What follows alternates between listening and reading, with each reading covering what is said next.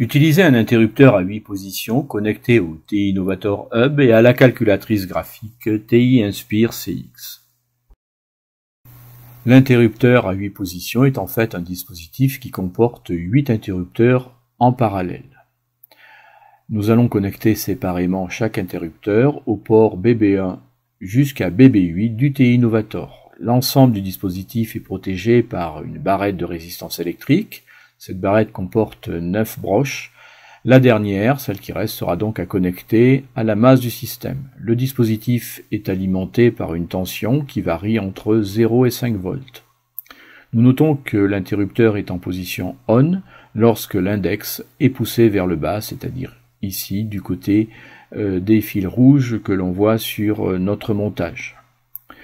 Nous allons utiliser ce dispositif pour coder un nombre en base 2 et en base 10. Nous voyons ici l'interrupteur qui a été posé à cheval sur les deux parties de la matrice de connexion, de manière à ne pas créer de court-circuit. Les fils d'alimentation de la platine de connexion sans soudure, entre 0 et 5 volts. Ici, nous avons la barrette de résistance électrique, ainsi que le fil vert qui n'est connecté nulle part que nous relions à la masse du système. Nous allons connecter séparément chaque interrupteur de façon à voir quel est son effet sur notre codage.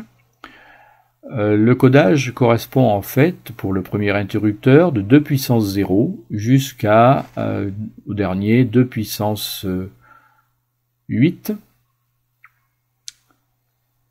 Donc le premier interrupteur, lorsqu'il sera en position off, nous donnera un nombre qui sera bien entendu 0, puisqu'il n'y aura pas de connexion, et lorsqu'il sera en position on, nous aurons 2 puissance n, 2 puissance 0 pour le premier, nous commençons à 0, c'est un choix, donc nous aurons le nombre 1.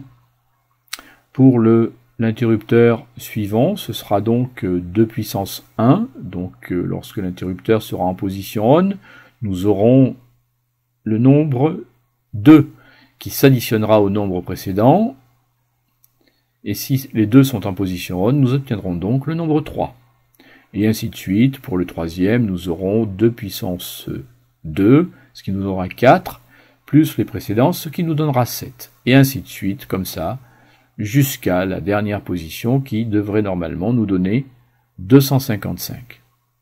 Nous voyons comment un tel dispositif nous permet de réaliser le codage d'un nombre, soit en base 10, soit en base 2. Le programme est relativement simple, il est fourni et documenté sur la fiche qui correspond à cette vidéo. Nous vous remercions d'avoir suivi cette petite vidéo et nous vous disons à une prochaine fois.